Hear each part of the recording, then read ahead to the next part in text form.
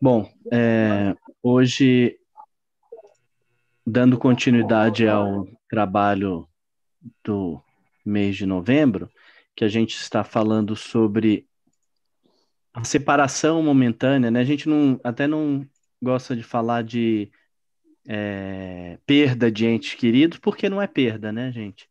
Primeiro que ninguém é propriedade de ninguém, e também a gente sabe que é uma separação momentânea. Então, dando continuidade a esse mês de novembro, que a gente está falando sobre a separação momentânea entre entes queridos, na noite de hoje a gente tem o nosso querido amigo Onivaldo Silva. A gente costuma falar, né, quando a gente está no centro, né, a gente fala, a gente recebendo o Niva direto de Guarulhos, né? Agora ele está direto de Guarulhos mesmo, né? Tá na casa dele, porque a gente vivendo esse momento diferente, né? Todos de casa, e mais a nossa, continuando a nossa participação, continuando aprendendo a nossa jornada aí, que a doutrina espírita nos oferece. Então a gente agradece mais uma vez o nosso amigo Niva, que parou os seus afazeres, e está aqui conosco essa noite para falar sobre o desencarnado na erraticidade.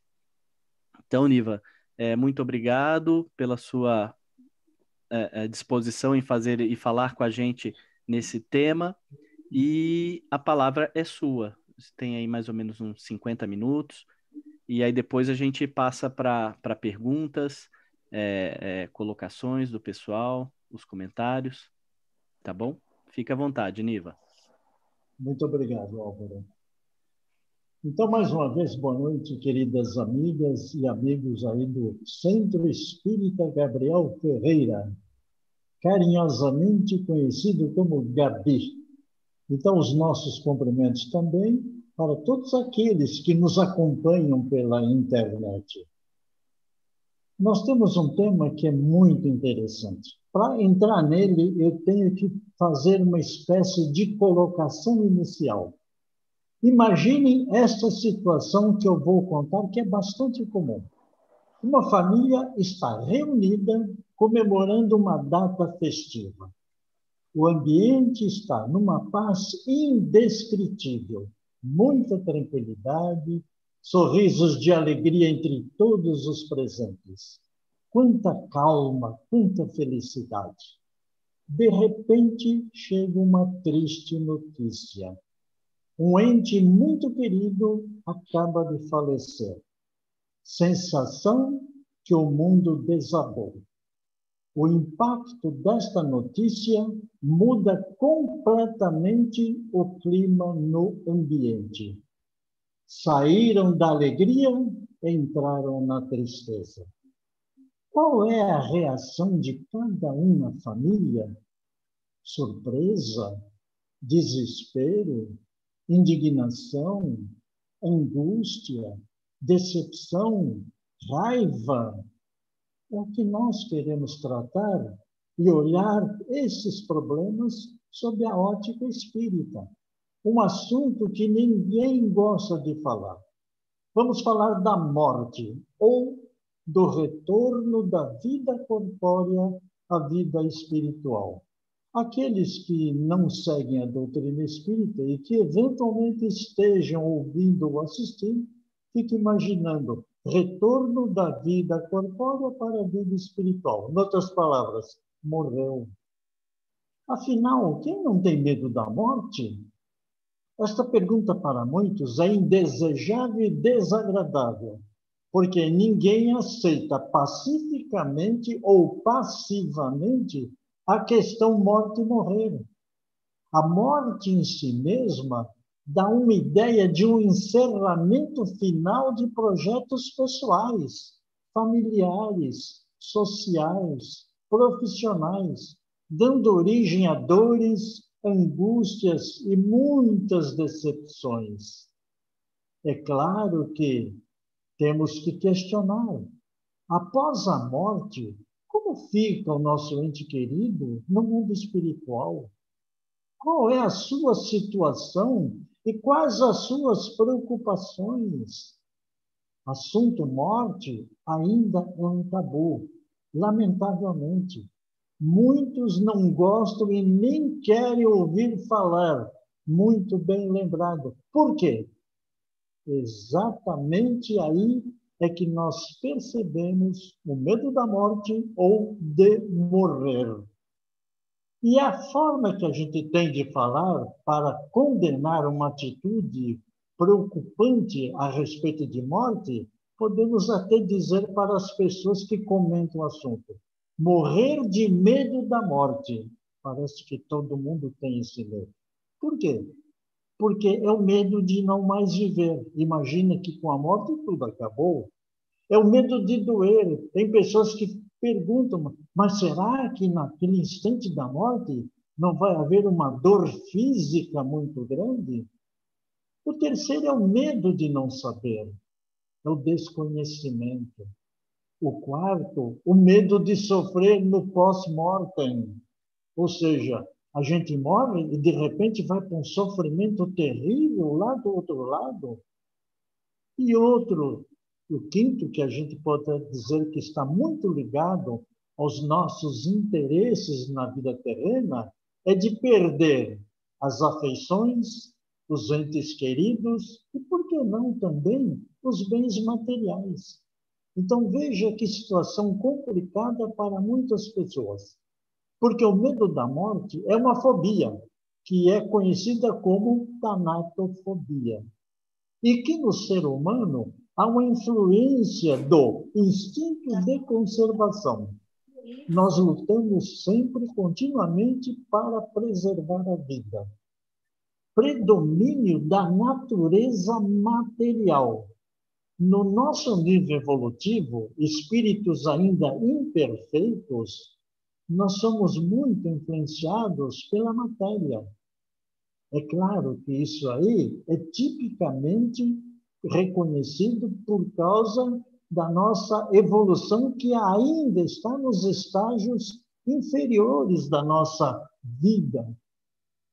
Outro item é o dogma das religiões. Esses dogmas, lamentavelmente, bloqueiam até a forma de raciocinar das pessoas.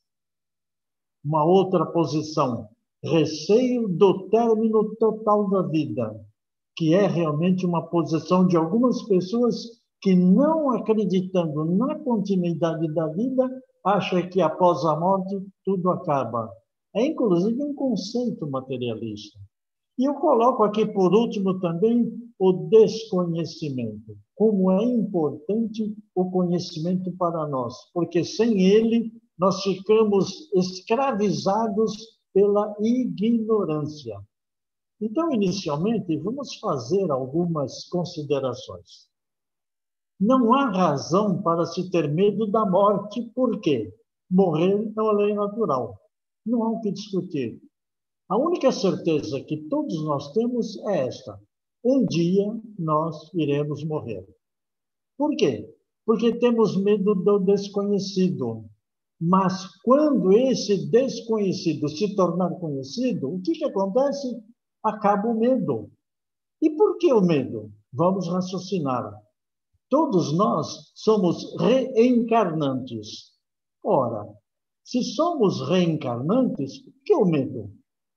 Já fomos corpos mortais em outras existências. Logo, já morremos várias vezes. E mais do que isso, continuaremos morrendo durante toda a nossa evolução, encarnando, desencarnando, ou nascendo e morrendo. Só que não lembramos dessas existências anteriores. Eu diria que o esquecimento do passado é uma bênção que nos possibilita a oportunidade de recomeçar tudo de novo. Porque se a gente tem o conhecimento dessas existências passadas, isso poderia dificultar e até inibir as nossas iniciativas. Então, o esquecimento do passado, que muitas pessoas não conseguem compreender, dizendo: mas já passamos por essas experiências e por que não nos lembramos? Então, fica aí a explicação. Mas ainda continuando dentro dessa linha de raciocínio, Se tivermos outras existências, logo a morte não é novidade. Então, por que o medo? É evidente que este raciocínio não serve para os não reencarnacionistas, embora eles também, como espíritos reencarnantes, eles também têm medo da morte. Ou seja, é uma preocupação de natureza humana. Quando nós falamos em reencarnação e quando falamos de pluralidade de existências, que aliás foi até comentado por Jesus quando conversou com Nicodemos, né? Nós temos, eu vou citar duas doutrinas ou religiões, como vocês queiram, orientais, é o budismo e o hinduísmo, que admitem realmente a reencarnação. Mas existe aqui no Ocidente não reencarnacionistas, como é o catolicismo, o protestantismo ou o islamismo. Nós citamos estas apenas a título, vamos dizer assim, de orientação, mas é claro que existem muitas outras religiões e doutrinas, cada uma com a sua característica. Mas se a gente for procurar a definição de morte fora da doutrina espírita, o que é que nós vamos encontrar? Um conceito puramente físico-biológico, que diz: fim da vida, interrupção definitiva da vida humana, animal ou vegetal. É um processo irreversível ao cessar as atividades biológicas necessárias à caracterização e manutenção da vida em algo antes tido como vivo. Ou seja, dentro da lei natural estava vivo, tudo funcionava. De repente para, cessa essa atividade e automaticamente o ser morre. Ou seja, não importa se seja vegetal, não importa se seja animal, não importa se seja o ser humano. Aí vem uma célebre pergunta, que todo mundo fica aí se questionando. Será que existe hora e dia determinado para morrer? Será que tudo provoca a morte? Está previamente determinado? Para nós espíritas, por convicção, podemos falar da morte em função do conteúdo espírita para distinguir a diferença que existe entre morrer e desencarnar. Nós sabemos perfeitamente que nem sempre a separação do espírito do corpo que ele habitava ou que ele está habitando ocorre instantaneamente com a morte física. Então, qual é, neste caso, a situação dos encarnados, particularmente familiares com seus respectivos entes queridos, após a morte dos seus entes queridos? Ora, as notícias sobre a morte de pessoas são sentidas de maneiras diferentes. Quando se trata de pessoas desconhecidas ou que não mantemos qualquer tipo de relacionamento, consideramos o fenômeno natural. Não chega a tocar os nossos sentimentos, embora fiquemos, de uma certa forma, conscientes de que somos todos criaturas envolvidas num processo de interrelacionamento. Agora, em se tratando de amigos próximos ou afastados, normalmente ficamos bastante entristecidos. É diferente a sensação que se sente quando isto ocorre dentro da própria família. É a história que eu coloquei logo no início da apresentação. Cada membro familiar tem um tipo de comportamento. Esse assunto é tão complexo, muito estudado, muito pesquisado, que eu quero citar aqui a tanatóloga e psiquiatra Elisabeth Kübler-Ross. A palavra Kübler, eu não sei como é que se pronuncia na língua austríaca, pode ser Kübler. Então, me desculpe os amigos ouvintes, mas está citado aqui apenas para mostrar que ela, como psiquiatra, escreveu um livro sobre a morte, como morrer. Sobre a morte e como morrer, e o morrer. Definiu 5 estágios durante o processo de reconciliação com a morte. Ela chama as 5 fases do luto: negação, raiva, barganha, depressão, aceitação. O que é o processo de luto? Para o ser humano, é um conjunto de reações provocadas pela perda de objetos intimamente apegados a ele. Aquela célebre expressão: é meu, eu sou o dono. Veja, diante disso, quanto maior for este apego, maior será o sofrimento. E no caso da morte de entes queridos, ocorre o rompimento dos vínculos afetivos, o que é bastante doloroso. A partir daí, começa o processo do luto nas 5 fases que foi pesquisada pela doutora Elizabeth. Então, a negação não aceita a realidade, não admite. Raiva, as pessoas ficam frustradas com raiva porque não fizeram mais do que foi feito para evitar a morte daquela pessoa, culpando muitas vezes o Criador, quando não as pessoas ligadas a eles ou ligadas às suas famílias. A barganha. Os pacientes podem tentar negociar com médicos, os amigos, ou mesmo até com Deus, em troca de cura, frequentando as igrejas. Não, Deus abandonou, Deus não poderia fazer isso, é necessário que seja reconsiderado. Não podemos suportar essa perda como se nós perdêssemos realmente os nossos entes queridos através da morte. Ninguém perde ninguém e ninguém desaparece. Nós apenas mudamos de lado. O outro caso é a depressão. Os pacientes apresentam sintomas de depressão, que é uma dor profunda, perturbação do sono, desesperança, cuja duração é até indeterminada. E quando não, vai precisar realmente de auxílio psicológico. E, finalmente, a aceitação. Neste último, os pacientes compreendem que a morte é inevitável e aceitam a universalidade da experiência. Portanto, o processo de luto também ocorre em outras situações. Pelo divórcio, isso aí promove realmente o processo de luto, uma separação familiar.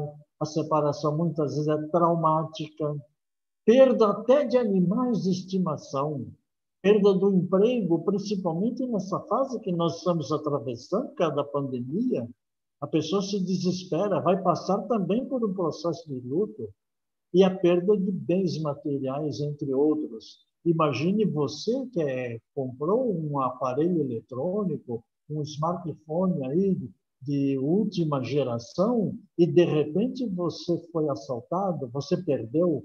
Isso também provoca o chamado processo de luto.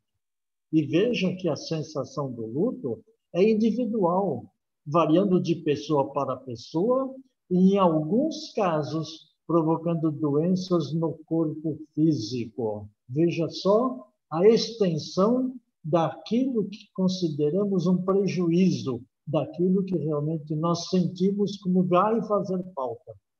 E a duração do luto também varia de pessoa para pessoa, curta para alguns, comprida para outras. Muitos casos, nessas circunstâncias, requerem aquilo que nós chamamos atendimento psicológico e, às vezes, até psiquiátrico. Agora, vejam, superada esta fase, deverão retornar às suas atividades rotineiras, porque a vida continua. Aí nós entendemos a função do tempo. O tempo é que cuida realmente de sarar ou de cicatrizar as feridas que ficaram nestas circunstâncias. Portanto, temos que olhar também como funciona o processo do luto no adulto. Após a morte de entes queridos, porque leva em conta situações de saúde, doenças, deficiência física ou mental, seja em crianças, jovens, adultos e até mesmo nos idosos. O impacto maior ocorre quando a morte chega de forma prematura, independentemente da idade. O assunto realmente é interessante porque envolve tantas circunstâncias, tantas situações, que as pessoas acabam tendo até dificuldade de poder compreender e se conformar, inclusive. Agora, se fala-se do processo de luto no adulto, por que não olhar também o processo do luto numa criança? Como uma criança lida com a morte de uma pessoa querida? Vai depender do estágio em que ela se encontra, da estabilidade da família, da educação que ela recebe naquela família, que é diferente de instrução, dos exemplos de como os adultos à sua volta estão lidando com a morte. Porque se os adultos se desesperam, qual é a imagem que vai transferir ou vai transmitir para toda e qualquer criança? Ora, chegamos a um ponto que temos que também fazer uma outra pergunta. O que disseram os espíritos sobre a morte na codificação da doutrina espírita? Afinal de contas, a doutrina espírita veio para consolar, para informar, para esclarecer. E eu me sirvo, é claro, do livro básico da doutrina, que é o livro dos Espíritos. Kardec pergunta se a destruição é a lei da natureza. E eles responderam: é preciso que tudo se destrua para renascer e se regenerar. É uma afirmação positiva. Todos precisam renascer e todos têm a necessidade de evoluir através da regeneração. E eles continuam. O que chamais de destruição não passa de uma transformação. Logo, a conclusão que eu chego é a seguinte: é preciso morrer porque faz parte da transformação e da nossa regeneração. Eu vou agora falar do retorno da vida corpórea à vida espiritual, que eu citei logo no início. A alma, após a morte, conserva a sua individualidade?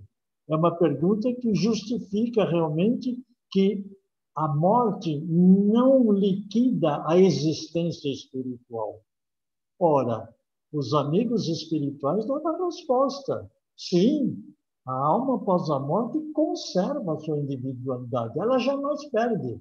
Porque se ela perdesse, ela seria, vamos dizer assim, neutralizaria a sua própria existência.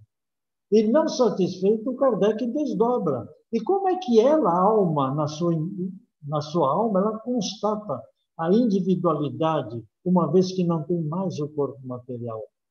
E eles, então, confirmaram que continua a ter um fluido que lhe é próprio, é o seu perispírito. Por isso, aquele que tem medo de morrer precisa olhar também na questão de 730. Porque, visto que a morte vai nos levar para uma vida melhor, por que o homem tem um horror instintivo da morte? O que a faz temer? E eles responderam: já o dissemos, porque o homem deve procurar prolongar a sua vida para cumprir a sua tarefa. Aqui eu coloco junto aquele chamado instinto de conservação ou de sobrevivência, porque realmente o espírito precisa continuar a sua jornada. E a alma, ela tem consciência de si mesma imediatamente depois de deixar o corpo? Eles responderam: imediatamente não é bem o termo. A alma passa algum tempo em estado de perturbação. Ou seja, morreu, desencarnou, o espírito desligou-se do corpo, ele já tem consciência da sua atual situação? Alguns terão até se manifestado dessa forma. Tivemos exemplos clássicos. Um que eu gostaria de citar é o caso de Karl Barchutel. No dia em que ele morreu, já no velório, ele estava já se comunicando através do médium Xavier, não Francisco Xavier, mas o Xavier que trabalhava junto com ele. Imediatamente, portanto, nem todos os espíritos conseguem sair da perturbação. Agora, e a perturbação que se segue à separação da alma e do corpo é do mesmo grau e da mesma duração? Não. Depende da elevação de cada um. Por isso eu citei a manifestação de Carvalho Schutter no seu velório, como aconteceu também com Herculano Pires, que estava no hospital e se manifestou numa reunião que ocorria na sua residência. A questão que nós já comentamos e falamos, que muita gente pergunta se há uma dor no momento da morte. E os espíritos responderam que não, porque o corpo quase sempre sofre mais durante a vida do que no momento da morte. A alma não toma parte nesse problema. Aí eu vou mais à frente na chamada fatalidade, que aparece lá na lei de destruição. Para quem estiver acompanhando, são as questões 851 e seguintes do Livro dos Espíritos.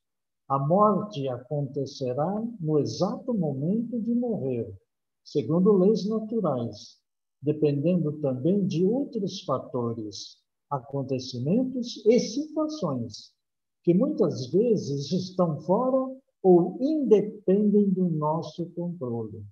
Portanto, podemos concluir que ninguém morrerá na véspera, mas exatamente no momento certo, no instante certo de morrer. Olha que coisa interessante que é realmente isso.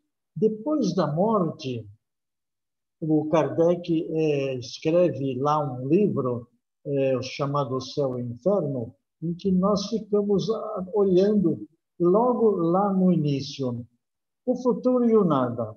Nós vivemos, nós pensamos, nós agimos. Aí a pergunta que ele faz realmente é esta: será que ao deixar a vida nós iremos para algum lugar? Ao fazer esse questionamento, o que ele quer colocar com isso daí? Mostrar que realmente o espírito sobrevive após a morte. Logo, vamos fazer um questionamento. Qual é, então, a situação dos nossos familiares ao chegarem ao mundo espiritual? Quais são as suas preocupações? Alegres ou tristes? Eles se recordam daqueles que ficaram no mundo físico? Existe essa recordação, essa lembrança? E conforme informaram os bons espíritos, a situação e preocupações deles não é diferente da grande maioria dos espíritos quando chegam ao mundo espiritual. Portanto, não é também nenhuma novidade, não existe nenhum privilégio. Todos vão seguir realmente aquele caminho. E isso daí pode mostrar, inclusive, a importância de se conhecer aquilo que nós chamamos pós-morte. Veja a questão do espírito no mundo espiritual. Será que ele tem alguma sensação? E o Kardec aborda isso daí quando ele fala assim: sabemos que o espírito possui percepção, sensação, audição, visão, e que essas faculdades são atributos de todo o seu ser e não apenas de certos órgãos, como acontece no homem físico, no homem encarnado. Portanto, os espíritos que sofrem é porque assim o quiseram. Eu coloco aqui entre aspas, quiseram. Às vezes desconhece a diferença entre o bem e o mal, acaba fazendo o mal. Eu diria até que é uma escolha que faz. E, portanto, ele só deve se queixar, se praticou mal, de si mesmo, tanto no outro mundo quanto neste. Logo, a sensação que ele experimenta, ou que a alma experimenta, no momento em que se reconhece estar no mundo dos espíritos, depende do modo como viveu encarnado. É o resultado das suas escolhas. E aí eu vou me servir do livro de Leon Denis, Depois da Morte. Lá no capítulo 30, ele diz: as sensações que precedem e se seguem à morte são infinitamente variadas e dependentes, sobretudo, do caráter, dos méritos, da elevação moral do espírito que abandona a terra. Muito bem colocado, porque Denis se identifica perfeitamente com a doutrina espírita. E a questão da erraticidade? Leon Denis vai abordar isso no capítulo 34. Aos espíritos que ainda não puderam domar as suas paixões, levam uma vida errante, desordenada, e que, sem lhes trazer sofrimentos, deixa-os, contudo, mergulhados na incerteza e na inquietação. E é isso que se chama erraticidade. É a condição da maioria dos espíritos que viveram na Terra, nem bons nem maus, porém ainda fracos e muito inclinados às coisas materiais. Portanto, cada espírito, durante sua vida corpórea, é construtor daquilo que vai sentir e perceber logo após a sua chegada ao mundo espírita. A partir daí, começa o período chamado de erraticidade. E quanto aos sofrimentos na erraticidade, ou durante aquele momento ou aquele tempo, entre aspas, em que ele está no mundo dos espíritos? Os espíritos os conhecem, porque sofreram, não os experimentam materialmente, porque não tem mais o corpo físico. Quando um espírito diz que sofre, a natureza de seu sofrimento são as angústias morais que os torturam mais dolorosamente do que todos os sofrimentos físicos que tiveram. Isso é muito interessante. Então, não existe sofrimento físico para um espírito errante, aquele espírito que está na erraticidade, no mundo espiritual. Mas ele tem aquela sensação, e isso daí já representa realmente um sofrimento. Outra questão é quanto ao tempo. Todo espírito é imortal. Ora, os espíritos vivem fora do tempo, como compreendemos. E quando eu falo que espírito, é aquele que não tem o corpo físico, é aquele que está no mundo espiritual. Porque o espírito, quando encarnado, nós vamos chamá-lo, por uma questão didática de Kardec, de alma. Então, como o espírito vive fora do tempo, a duração do tempo para eles deixa, por assim dizer, de existir. Nós precisamos do tempo enquanto encarnado. É uma referência para nós. Mas voltando ao mundo dos espíritos, já não temos mais essa necessidade. Por quê? Porque os séculos para nós são muito longos. Não passam aos olhos dos espíritos de instantes em que eles se movem na sua imortalidade. Portanto, o espírito encarnado traz em si mesmo, visível para todos os espíritos, seu céu ou seu inferno. O que é o céu e o seu inferno? É a felicidade ou infelicidade? Até porque céu e inferno é um estado de consciência, não é um lugar geográfico. A prova irrecusável da sua elevação ou interioridade está inscrita em seu corpo fluídico, que é reflexo do seu pensamento. Olha que coisa interessante. Nós, inclusive, no mundo espiritual, conseguimos gravar como se fosse uma foto os nossos pensamentos no perispírito. Ainda o Leon Denis, no mesmo livro, Depois da Morte, no capítulo 33, as alegrias e percepções do espírito não procedem do meio que ele ocupa, mas de suas disposições pessoais e dos progressos realizados. Portanto, nós temos também outros depoimentos de espíritos felizes, sofredores, infelizes, endurecidos. Foram eles que descreveram as suas sensações e as suas preocupações no mundo espiritual. Isso está na segunda parte do livro Céu e Inferno. Eu volto mais uma vez para abordar a questão do suicídio, da pergunta 956, Livro dos Espíritos. Kardec perguntou: aqueles que, não podendo suportar a perda dos entes queridos, suicidam-se na esperança de se juntarem a eles, alcançarão o seu objetivo? E a resposta dos amigos espirituais é clara. O resultado que colhem é muito diferente do que esperavam. Em vez de se unirem ao objeto de sua afeição, dele se afastam por mais tempo, já que Deus não pode recompensar um ato de covardia, que é chamado suicídio. Portanto, sofrerão aflições, preocupações, ainda maiores do que as que pensavam abreviar, e não terão para compensá-las a satisfação que esperavam. Ou seja, provavelmente levarão muito tempo, é claro, para retornar a encontrá-los, seja no mundo espiritual, seja no mundo físico. O Herculano Pires vai dar e vem dar também a sua contribuição a respeito da morte. Ele escreveu um livro que chama-se Educação para a Morte.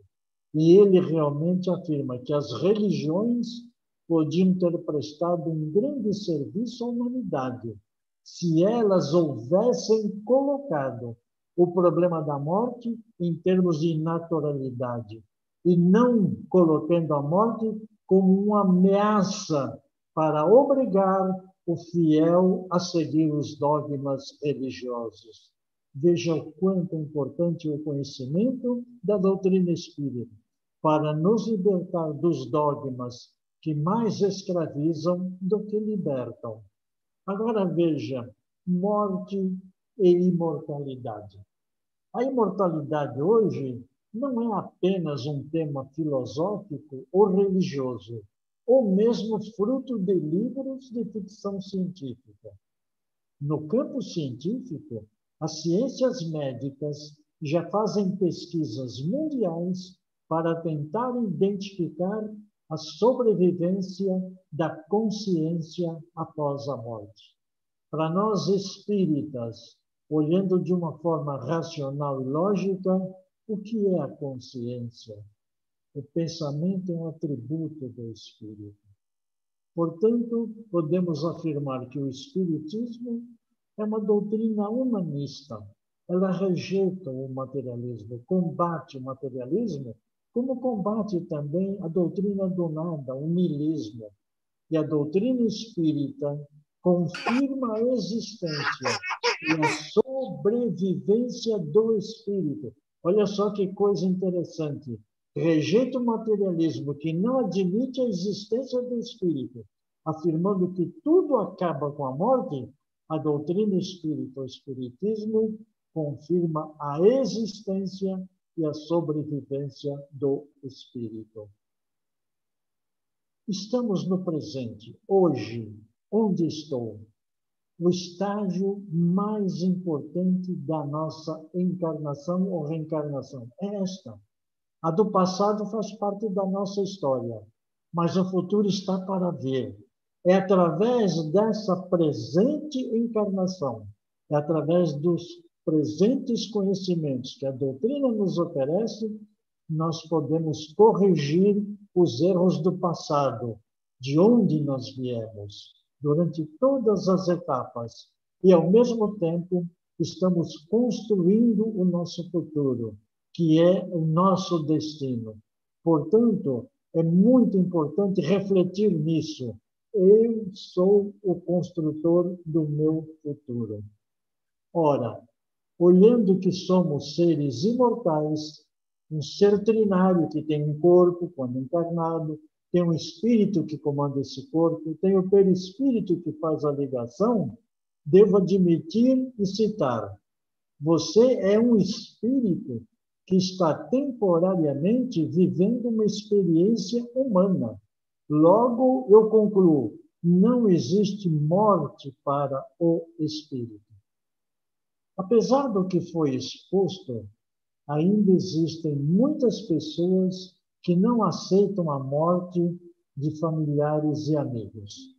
Muitas delas inconformadas, continuam dirigindo seus pensamentos de tristeza, verdadeiro sofrimento, que são captados pelos espíritos no mundo espiritual. O pensamento é uma grande força, é tão poderoso que todos aqueles espíritos que mantêm em ligação com seus entes queridos, sem dúvida nenhuma, conseguem realmente se comunicar com eles, ou seja, senti-los. E isso aí nos leva a uma reflexão. Os pensamentos de angústia, de tristeza, de raiva e desespero, que nós que ficamos do lado de cá, justificando que perdemos entes queridos e ficamos sempre a mentalizá-los, só servem para neutralizar todo o consolo e conforto que eles alcançaram com seus espíritos amigos no mundo espiritual. Ou seja, é algo mais ou menos parecido com um tratamento médico hospitalar. Você recebe o remédio ali. Esse remédio realmente vai provocar o seu restabelecimento. Mas se você não tomar um remédio ou tomar um remédio diferente daquele que estava diagnosticado ou receitado, você vai acabar realmente sofrendo muito mais e, caso contrário, poderá vir a ter a sua morte executada.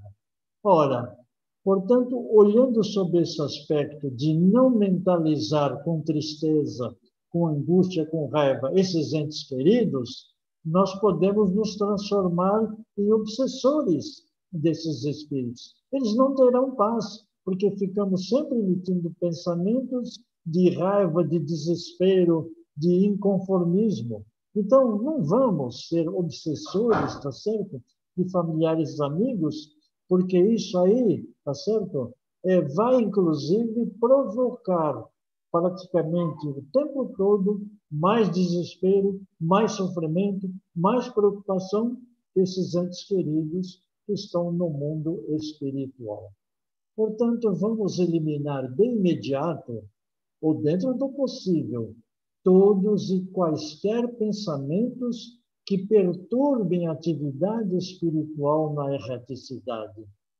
Eu me lembro de um caso que foi citado por Chico Xavier, que havia uma mãe que havia perdido seu filho em idade escolar. Ele seguia da sua casa no ônibus escolar para o seu destino. E o ônibus acabou tombando no rio e todos os ocupantes do ônibus morreram. Aconselhada por amigos e familiares a frequentar o centro espírita, ela foi lá no centro espírita em Uberaba, onde o Chico Xavier trabalhava.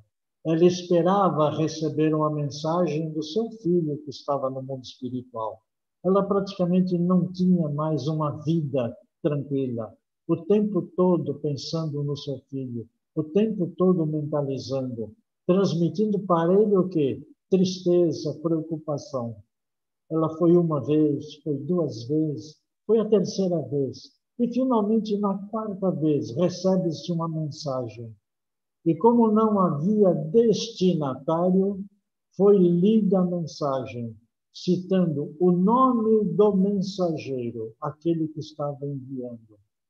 Aquele que, inclusive, disse que ele morreu afogado porque o ônibus havia caído no rio. Imediatamente, aquela mulher sentiu o impacto realmente de que aquela mensagem era do seu filho.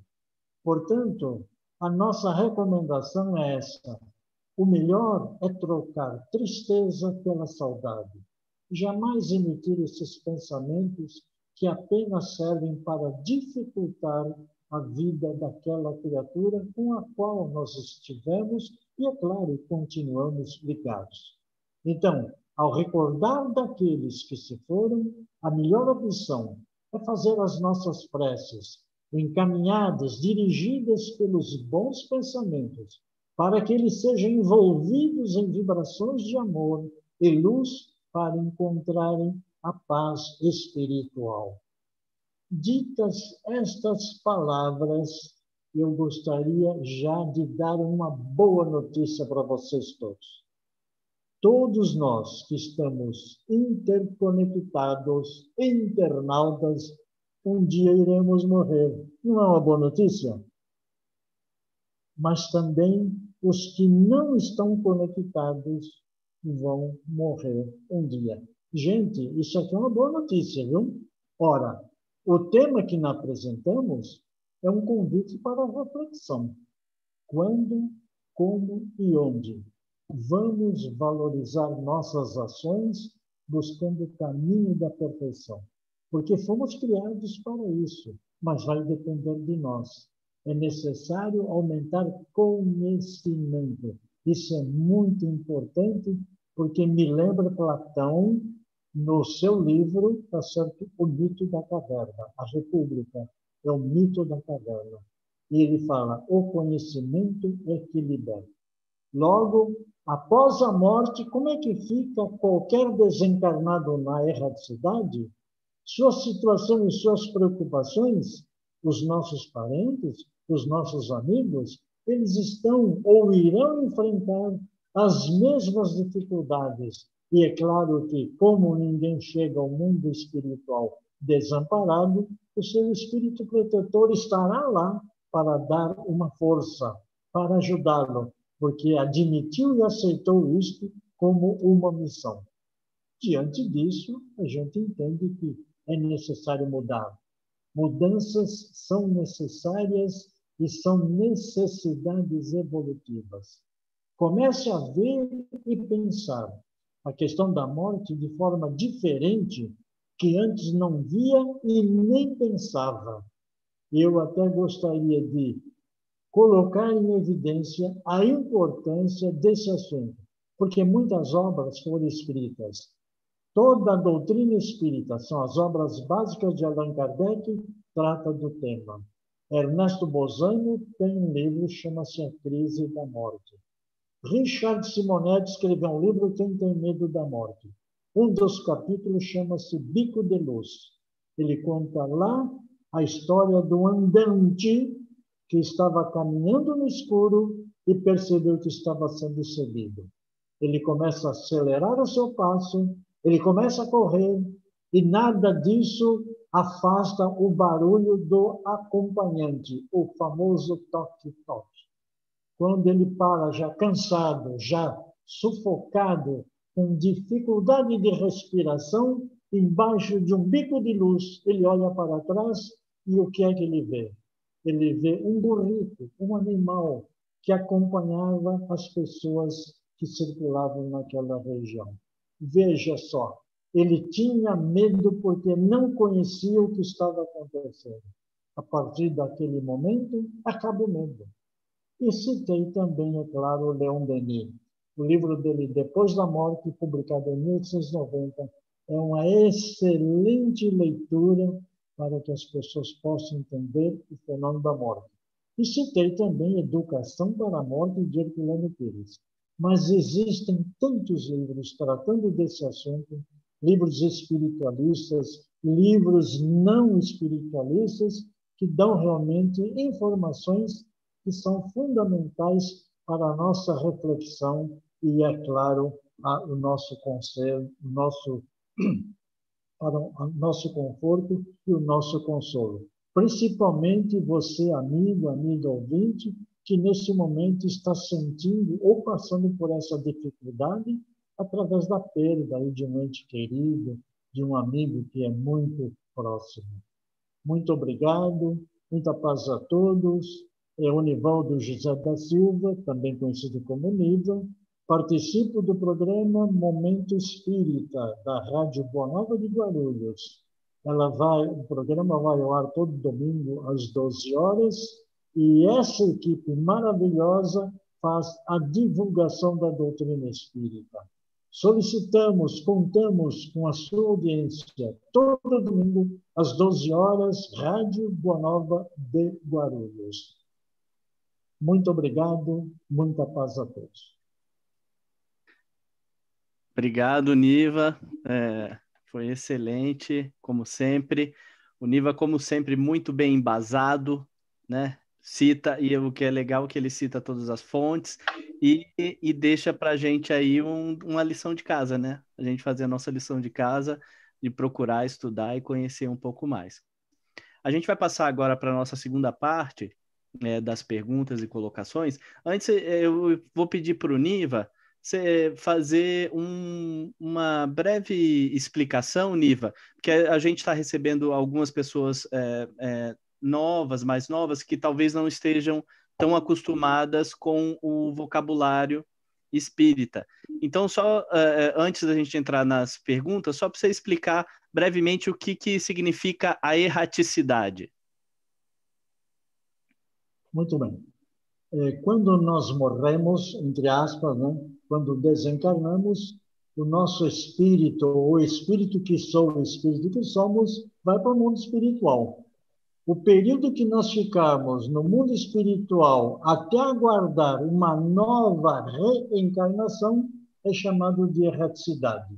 Então, essas pessoas que, entre aspas, perderam seus parentes, seus amigos, seus entes queridos, tenho certeza de uma coisa, eles estão na erraticidade, ou seja, no mundo espiritual, e estão se preparando para novas reencarnações que vão acontecer em função da mensagem ou das palavras que Jesus coloca lá no Evangelho.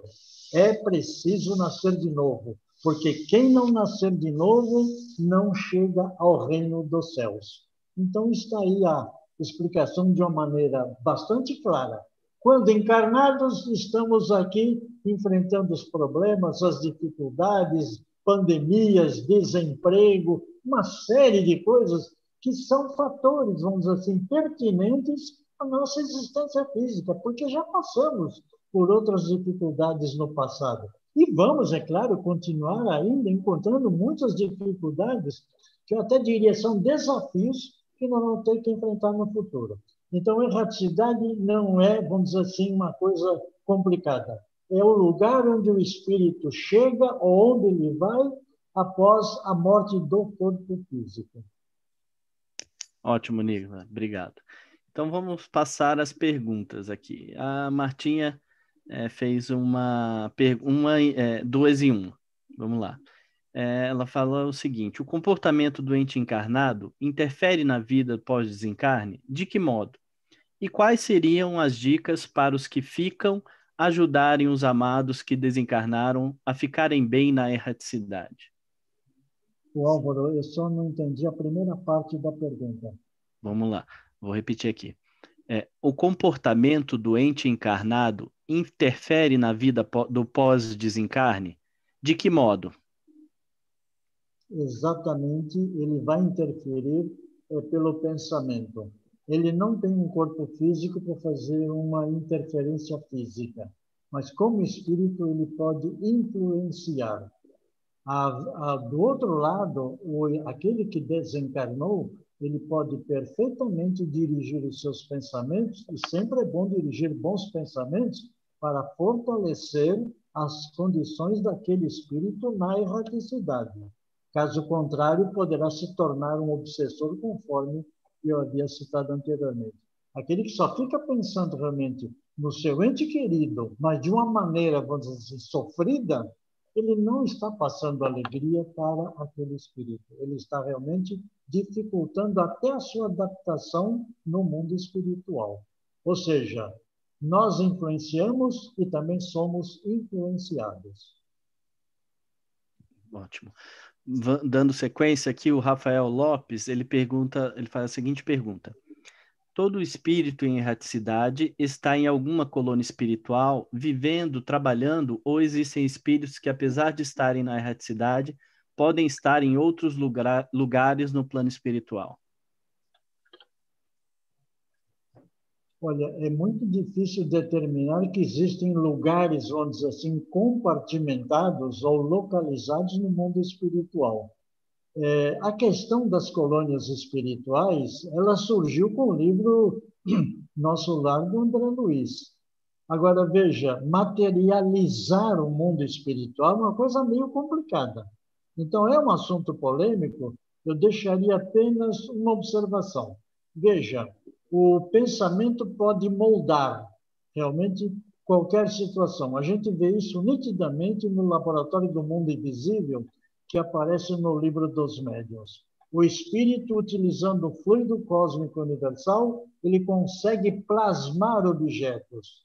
Será que o nosso lar não é o resultado de um ou de alguns espíritos que têm a capacidade de plasmar um mundo que, quando um desencarnado chega lá, ele tem uma visão material? Então, tudo isso aí é pontos para se pensar, para se refletir.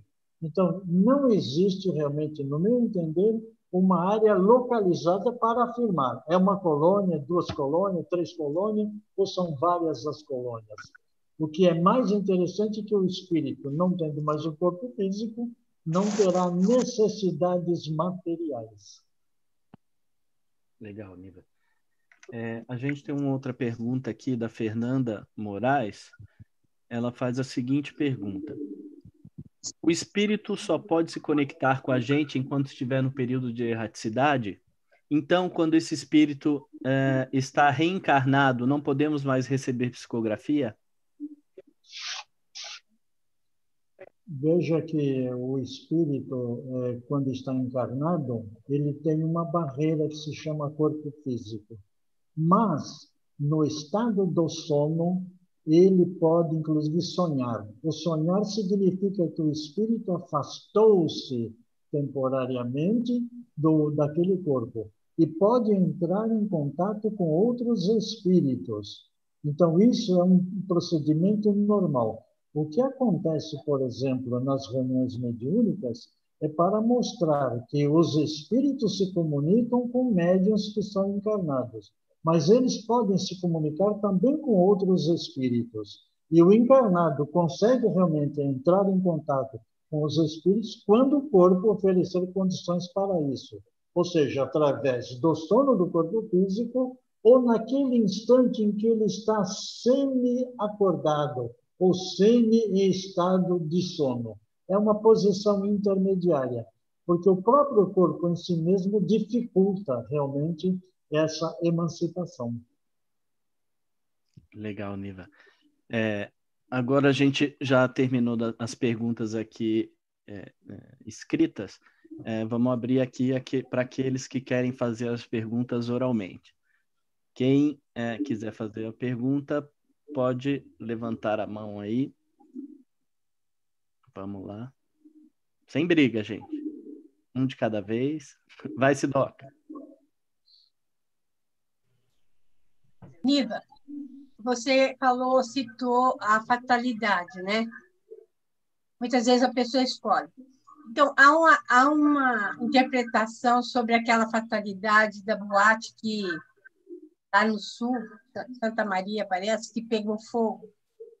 Muitos espíritas falam, ali não houve fatalidade, ali não houve nada de resgate, que muita gente fala, é a lei de causas e efeitos presente. Eu queria ouvir sua opinião a respeito. No movimento espírita surgiram opiniões afirmando que aqueles que estavam na Boate Kiss em Santa Maria eram espíritos encarnados de antigos espíritos que promoveram uma série de barbaridades e que, em resposta da lei divina, tiveram que sofrer as mesmas consequências. Citaram, por exemplo, os romanos que queimaram os cristãos naquela época. Eu acho que, se a gente olhar sob esse aspecto, nós estamos aplicando a pena de talhão. Na verdade, a lei de causa e efeito, ela tem a finalidade de educar o espírito, oferecer a ele oportunidade. O corpo físico de todos eles foi consumido realmente, mas os espíritos se mantiveram intactos, não foram queimados. Eles voltaram ao mundo espiritual e vão receber assistência ou receber assistência e orientação que todo espírito precisa realmente para poder continuar o seu processo de aprendizado e de crescimento. Gente, chegaram até a afirmar que houve um caso no Rio de Janeiro, em Niterói, que um circo que pegou fogo, morreu mais de 500 pessoas. E eles falaram, esses aí são aqueles que também queimaram cristãos lá na antiga Roma. E eles reencarnaram ali para sofrer realmente as consequências do seu ato. Eu chamo isso, particularmente, que é a minha opinião, como vingança. Não existe vingança na lei divina. O que existe é educação. Os espíritos têm e precisam encarnar, mas têm que obedecer e seguir a lei de Deus. Fora disso, não há evolução, não há aprendizado. Vale, aliás, vale o mesmo comentário por aqueles incêndios que tiveram aqui no Joelma, no Andraus. Ótimo, Obrigada. Vamos lá, gente. Quem mais quer? Quem ouvia? Roseli, por favor, abre seu microfone, Rose. Então, Niva, o que você poderia dizer sobre... Nós estamos vivendo essa questão da pandemia, né? Que exige de nós todos muito cuidado, muita responsabilidade, que a gente faça cada um a sua parte. O que você diria dessas pessoas que não estão acreditando na doença, não acreditam que realmente possa ser tudo isso e que daí, então, ficam desafiando a questão, não se cuidando e, então, correndo o risco, né, da sua própria saúde e também colocando outras pessoas em risco. Daí pode até acontecer a doença e desencarne de outros, e o que você pode comentar a respeito? Nós temos aí um grande problema que se chama cultura e educação. Se somos um povo culturalmente ainda pobre e com nível educacional muito baixo, nós acabamos não acreditando. Vou dar um exemplo. Tem gente que acredita ainda no criacionismo. Tem outros que acreditam no evolucionismo. Tem gente que fala que a Terra é redonda, que está mais do que comprovado. Tem gente que fala que a Terra é plana. A irresponsabilidade das afirmações que contrariam o conhecimento científico é um desastre. E a responsabilidade desses que promovem reuniões, que promovem realmente facilidade de transmissão do vírus, acaba realmente provocando desencarnes. Eles não serão culpados por terem provocado isso. Eles terão que aprender, terão que ser educados para entender o compromisso que ele tem para ajudar realmente todos os seres com os quais ele convive. Um exemplo clássico disso é a criança que vai numa escola. A criança vai numa escola. Se lá existe alguém que está contaminado, a criança leva para casa e vai transmitir. Será realmente aquele que vai repassar para os seus pais, para os seus parentes que estão lá em casa. Agora, a irresponsabilidade de pessoas que, em nome do prazer, em nome da facilidade de se divertir, acabam realmente negando ou não respeitando aquilo que se chama os protocolos de segurança. Eles serão responsabilizados por isso, não da forma, vamos dizer, que seja punitiva, mas que terá realmente o seu lado educativo. Um dia mais esclarecidos, eles compreenderão. Infelizmente, é o que nós estamos vendo. Então, diante disso, olha, ficar em casa, sair de máscara, evitar aglomeração, evitar aproximação física, é o máximo que se pode fazer. Ótimo. Vamos lá, pessoal, dando sequência. Quem mais quer fazer uma pergunta para o nosso amigo Niva? Vamos lá. Cadê? Não estou vendo todo mundo. Quem levantou a mão virtual aí?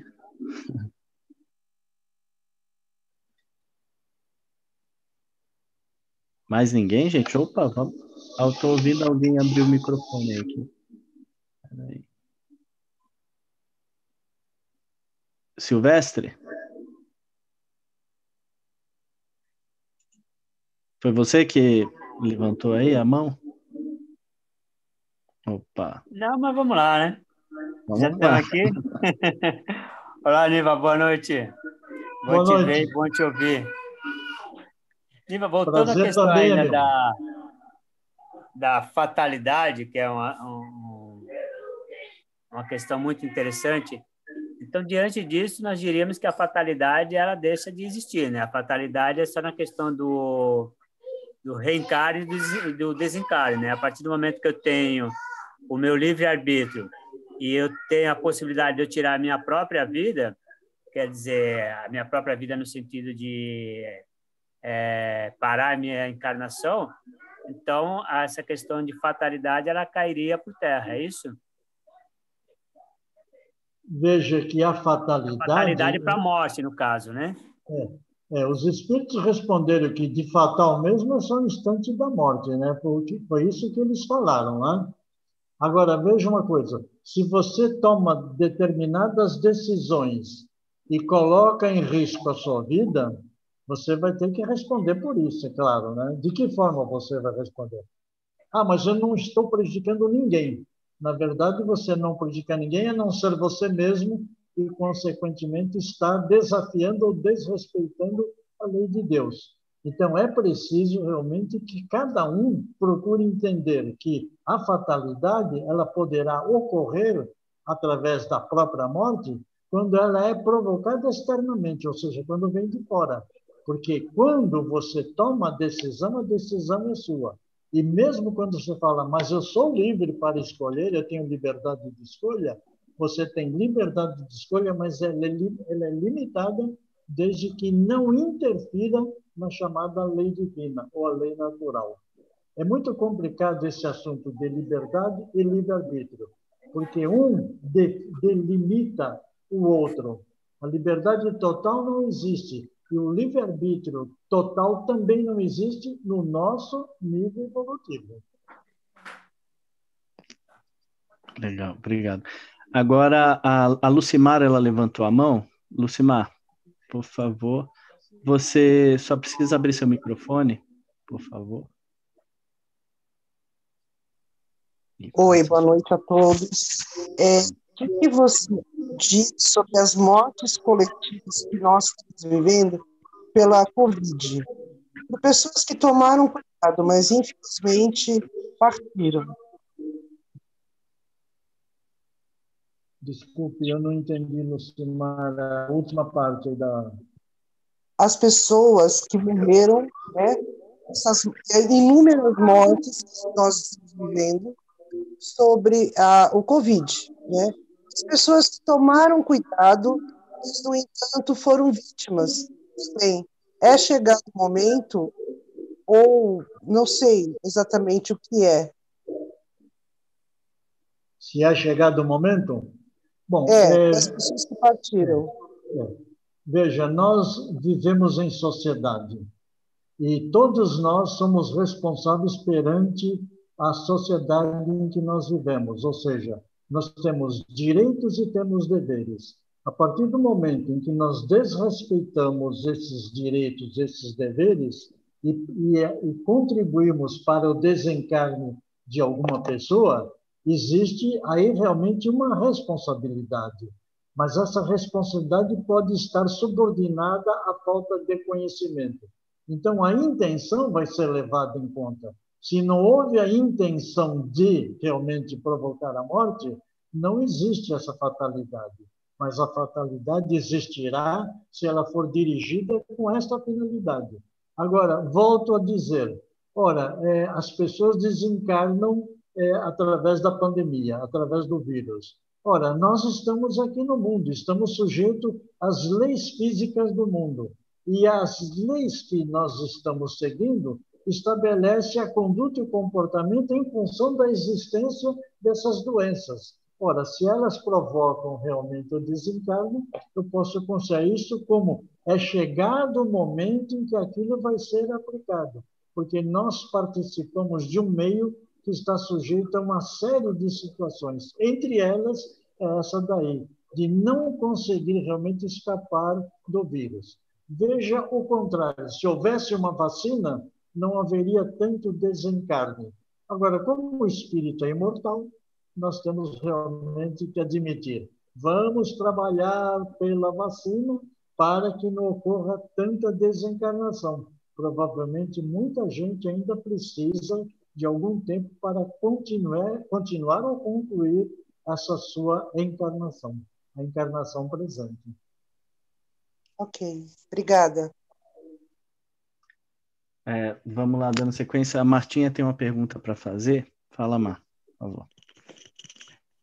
Niva, eu tive uma vizinha, uma senhora, que tinha 5 filhos e um desencarnou. E ela meio que criou assim um altar para ele, tinha foto, ela colocava flores, colocava coisas que ele gostava lá, tal. E um dia ela teve um sonho, né? Depois de um tempo, ela teve um sonho com o filho pedindo para ela parar com aquilo, porque ele estava querendo fazer outras coisas, né? Lá na erraticidade, mas que ele a todo momento ele era chamado, digamos assim, pelo pensamento dela, né? Por ela não se desapegar, entre aspas. Aí eu gostaria que você, por favor, fizesse um comentário a partir desse caso. Veja, eu havia dito anteriormente que nós temos que emitir bons pensamentos. Bons pensamentos é alegria, bons pensamentos é a prática do bem, bons pensamentos é transmitir amor. Em outras palavras, esses elementos que nós passamos ou que transmitimos, dá prazer, dá alegria para aquele que está sintonizado. No caso aí, são os seus filhos, ou seu filho. Bom, o resultado disso é que todas as vezes em que ela, na sua tristeza, ou lá diante do seu altar, emite um pensamento para envolvê-lo, praticamente quebra a sintonia dele em relação às atividades que ele já tem como rotina para continuar a sua vida. Então, quando digo que você não deve se transformar em obsessor do seu ente querido, é exatamente com essa finalidade. Ou seja, emitindo bons pensamentos, você está ajudando. Se você emite pensamentos de angústia, de tristeza, de desespero, você simplesmente está dificultando, quando não neutralizando até qualquer procedimento que aquele espírito está tendo necessidade de continuar a sua jornada, mesmo no mundo espiritual. Ótimo. Martinha, você quer falar? Seu microfone está fechado. Rapidinho, só que obrigada, Niva, pela resposta. Eu só esqueci de falar que ela não aceitava o desencarne. Ela era muito realmente angustiada e até um pouco revoltada com o desencarne daquele filho. Obrigada. Martinha, veja, é o que aconteceu com aquele ônibus escolar lá em Minas Gerais. Verdade. Niva, infelizmente, nosso tempo está chegando no fim, então a gente lamenta, porque foi excelente as suas colocações, o conteúdo que você trouxe foi eu acredito que tenha sido de muita ajuda para todos aqueles que infelizmente estão passando por esse momento. Mais uma coisa, eu queria avisar, né, o pessoal que a gente vai colocar no YouTube essa palestra do Niva, vai estar no canal lá do Gabi. Aí, Niva, eu ia pedir, por favor, você me mande os livros que você fez a pesquisa, até para a gente estimular o pessoal a estudar, a procurar, buscar, que aí eu coloco na descrição do vídeo, eu coloco os livros que foram fontes dessa pesquisa, para o pessoal se interessar, estudar e ir atrás da informação, né? Eu acho que é importante. Mas, mais uma vez, a gente agradece muito a sua participação, que é sempre brilhante, sempre com muito conteúdo e sempre trazendo... Opa! Caiu aqui minha câmera. Sempre trazendo informações importantes para nós. Antes da gente terminar, eu queria pedir para a Aldinha. Aldinha, você pode falar para a gente qual será o tema da semana que vem? Posso sim. na próxima semana, Álvaro. Nós vamos estar, a equipe da USE Distrital Vila Maria vai estar conversando sobre psicografia, recebendo notícias, como ocorre, né, em que situação, uma série de coisas. Então, vai ser um papo bastante legal. Niva queria falar mais alguma coisa? Álvaro, eu quero só dar umas palavras finais aqui. Por favor. Primeiro, de agradecimento, né? Então, agradeço aí a atenção, o carinho de todos, o convite que vocês fizeram. Foi muito boa realmente esta reunião. Um assunto para pensar, porque esse tema, ainda volto a ser delicado, mexe com os nossos sentimentos. E nós ainda não temos uma estrutura espiritual, tá certo? Intelecto moral para aceitar naturalmente a morte, embora a morte seja natural. Eu citei o mito da caverna no livro de Platão, né? E volto a dizer que o que ele diz conhecimento foi Jesus que afirmou também que conheça a verdade e a verdade vai te libertar. Então, a questão da morte e do morrer não terminou. Olha, muita gente ainda vai escrever, vai falar sobre os mais variados aspectos e pontos de vista. Eu deixo aqui realmente, mais uma vez, obrigado carinhosamente a todos vocês e muita paz para todos nós, que continuemos realmente sendo divulgadores da doutrina espírita. Muito obrigado. A gente é que agradece, Niva, você é sempre fantástico, muito carinhoso com a gente, sempre que a gente pede, você nos atende na medida do possível. Obrigado pelo conteúdo trazido e um bom fim de semana. Não saia de casa. Tá difícil, mas a gente tem que se segurar, né, Niva? Valeu, brigadão mesmo. E, pessoal, não se esqueçam, semana que vem a gente está aqui de novo com mais um assunto importante para a gente discutir, tratar e a gente enriquecer o nosso conhecimento. Obrigado a todos pela presença e até a próxima e bom fim de semana para todo mundo. Um grande beijo. Obrigada, Niva. Obrigada, Niva. Um grande abraço. Valeu, boa noite, Niva. pessoal. Obrigada. Tchau, turminha. Tchau. Tchau, tchau. Boa noite. Boa noite.